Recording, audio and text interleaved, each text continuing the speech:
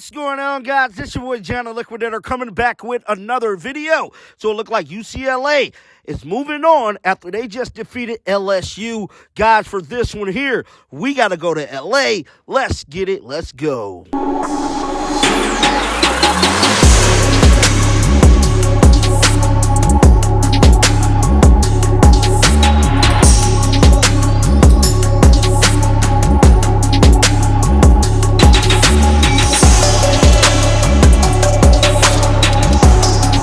UCLA basketball team is that much closer to a national title as they just stamped their ticket to making program history by making it to the Final Four. And I'm here to tell you, they put the beats on LSU 72-65 in a ball game that was full of excitement. And I'm here to tell you, though, look like LSU is currently in a world of trouble because they cannot get it done and move on without Angel Reese. With all that being said, their head coach had a lot to say after this. Roll the footage.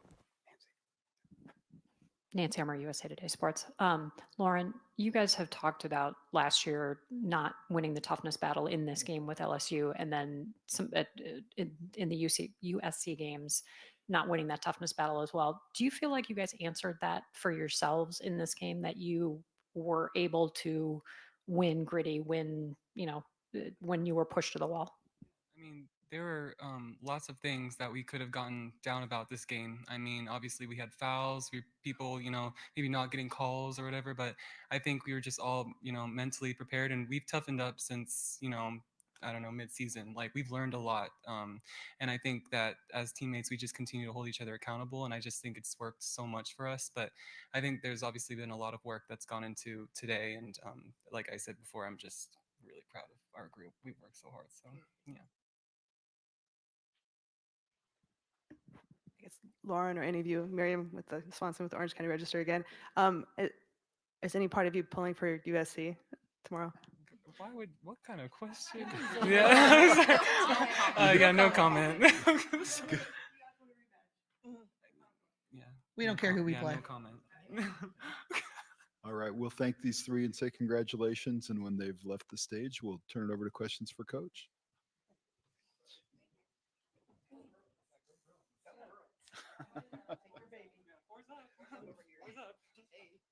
Congrats. Thank you guys for waiting, by the way. So I know it was a long wait. Thank you for that.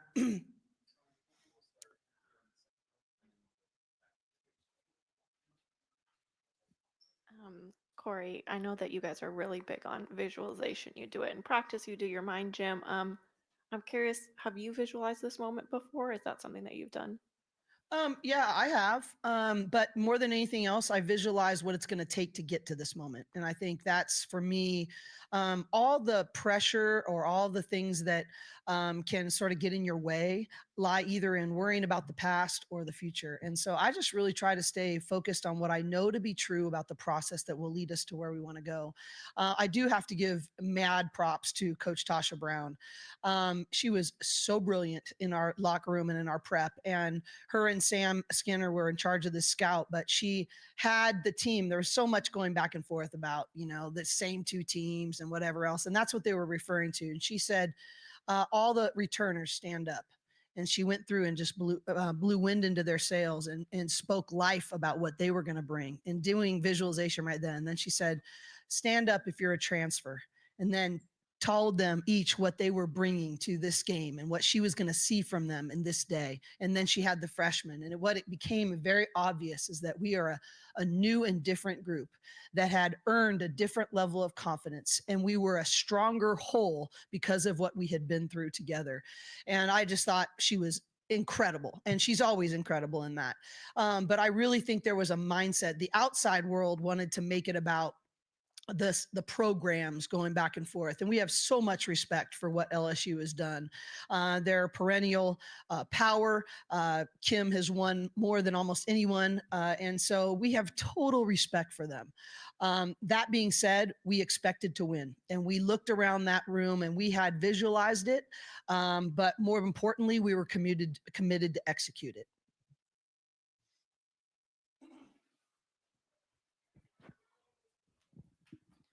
Sabrina Merchant, The Athletic. Congrats, Cori. It's been a long ride for you at UCLA. What does it mean to you that this school has stuck around with you and allowed you to get to this point today? You know, uh, I remember I texted Dan Guerrero a long time ago or a few weeks ago and just said, thank you for taking a risk on me. You know, I had no head coaching experience when I came here from Florida State 14 years ago. And I had a vision and I believed in surrounding myself with people that were smarter than me and that would be aligned in that vision. But they still had to take a risk on me.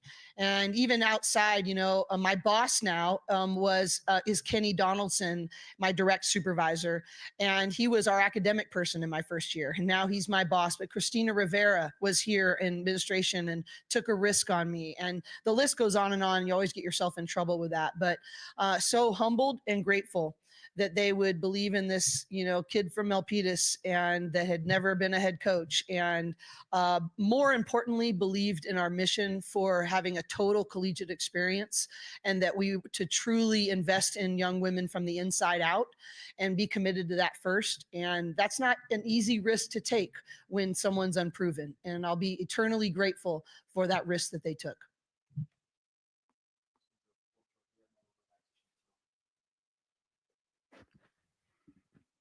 Nancy Armour, USA Today Sports.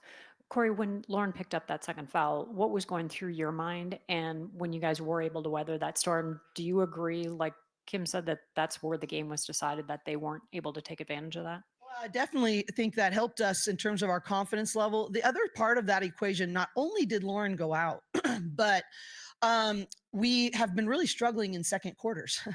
And so we've been having great first quarters and great third quarters. And we were talking to our team, and at the quarter break, we said, okay, here we go, right here. What are we going to do different to come out and execute? We have more than enough. And what does it look like to really execute right now? And it wasn't even just about without Lauren. It was like, we want to play better all the way through this stretch. And so I thought they were very locked into what that looked like. And we talked about the adjustments we needed to make and how we needed to go about it. And I think we got, you know, 2 kills in that period of time, which is 3 stops in a row. And that sort of fueled us and got us going with some momentum. You know, I honestly thought the game was won when they came back from, I think we were up 14, I think at one point, when they came back and I think cut it to 5. And I think the game was won in the poise and the choice to go back to neutral, get ourselves refocused and make the next right step. That's where I think the game was won.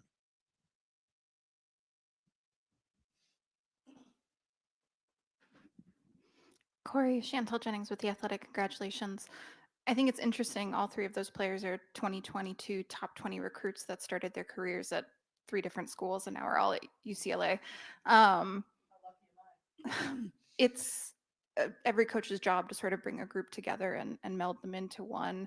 This group, though, with the transfer portal and still having a core, I just was curious how much of a challenge that was and how much of a focus that was for you in getting to this point. Yeah, it's a challenge every year, but specifically this year we had 7 new players and 6 returners. And so how do we become a group that's better together than the sum total of our parts and our talent pieces? And so from the very beginning, it was obvious that we had enough talent, but we said talent was going to be our floor.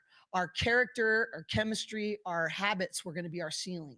And so really had that be all of our focus all year long was what does it look like to connect the dots, to learn what makes Janiyah Barker great, you know, what makes, you know, London Jones great, and how do we help each other be better because we're teammates than anyone could ever do individually on their own. But it's always a commitment for us, but it was, I would say, a greater challenge this particular year. But I remember we went on a team retreat up in Santa Barbara, and I remember the discussions that were surrounding it. And it was interesting, as talented as we are and were, the team really said we're not as confident as we seem.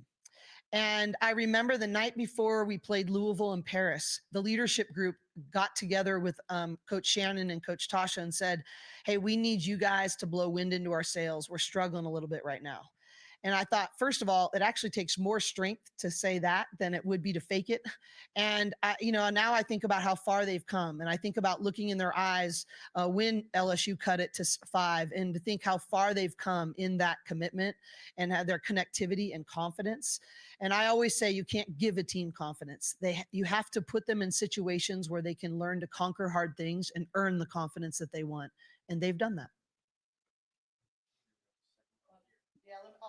So sorry, Ben, I got you. One of the most amazing things, you have 2 people's numbers that are up in the rafters, and it's Denise Cori and Annie Myers-Drysdale, and they're season ticket holders. I get a text from them almost before every game. Denise is here, and Annie would have loved to have been here, and I got a text from her this morning. It's way better in life to share it with others and to acknowledge that you didn't get there on your own. And I sure did not get here on my own, and we did not get here on our own. And we are so grateful for people like Annie and Denise. They could have said, oh my gosh, you guys are so spoiled. And, like if you only knew what we had to do. And that isn't the case. They have celebrated every step. They have been behind us. They've donated. They've showed up. They've believed in our mission. And I don't appreciate them as much today as I do on the darkest days. That's when they showed up in the trenches with me and said, hey, hang in there. We believe in what you're doing, and we're behind you 100%.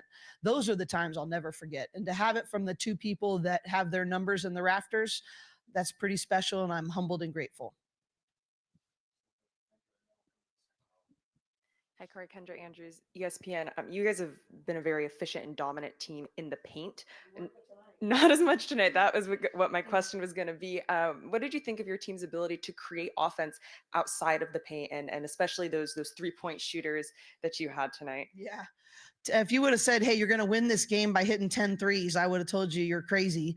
This is the lowest field goal percentage we've had in a really long time. And, but I love it in the fact of that we've always said it's going to be about selflessness and work ethic. And and when we had the real lowest point, and I've shared this before, Charlize Ledger Walker told our team, look, you guys, we lost track just for a second, that we're playing for the 4 letters on the front of the jersey, not on the back. And that was not intentional. It wasn't major, but she goes, hey, we got to tighten that up. And I'm so proud of Tamia Gardner. 2 nights ago, she had one of her hardest nights. And I mean, it was very uncharacteristic of her. And I wrote her a text yesterday, and I just said, these games, you're the only one in this group who's been in this position. We need you to respond, and we believe in you, and you're going to do big things. And I didn't know exactly what it was going to look like, but I was pretty confident she was going to respond in a major way, and she did. But what if she didn't choose selflessness? What if she didn't choose we over me? She wouldn't have responded, and wouldn't have been ready in the way that she did, and she didn't respond to her own disappointment. That takes so much character, and so it's very difficult to do. And they're doing this all publicly, right? Everybody can see they're wrestling. And for her to wrestle through her own chaos and to come in and deliver in such a major way, it's what it's all about, right? And I think that Lauren and Kiki have carried us over and over again. There's no question that there are big dogs, right? And we rely on them so much. And tonight, like Lauren said, it was sort of, we had to have their backs a little bit. Now, granted, Kiki didn't have the best scoring night, but 8 assists and only 3 turnovers, and so many people. I thought Janiyah actually was really big. Her stat line isn't going to show what her moxie brings us. There's something about what she brings. And so all that to say is it's a long answer to your short question. I apologize. But, you can make up sayings all the time. You can put stuff on the back of your shirts. You can put it up on the wall, though I will say we have Believe in our locker room right now, and I am the biggest Ted Lasso fan of all time. But it doesn't mean anything if it doesn't influence behavior. And I'm so proud that sometimes you, sometimes me, always us influenced our behavior tonight. We have time for 2 more questions. Hey, Coach. Brendan Potts, World Exposure Report. There was a moment in the third quarter after, going into a timeout where Lauren stood up and shouted at the bench, motivating them. How does it feel to have that kind of leader in your star player, especially in such a big game like this? Well, it really all goes back to growth and character, to see Lauren take on a leadership voice. We always say you can never outperform your self image. And to watch her grow in that from the inside out, and then to see her having confidence that she can influence the team, she can speak her mind, she can play with great passion, she can lead a team. I know what she worked on, and I know what she went through to get to that point. And that's what's really cool. But I don't think you can go to Final Fours without your best players being the most selfless and to being great leaders. And in both Lauren and in Kiki, we have that. And their work ethic also leads the way. And so that makes a huge difference. But I'm really more proud of the process of what it took to get there.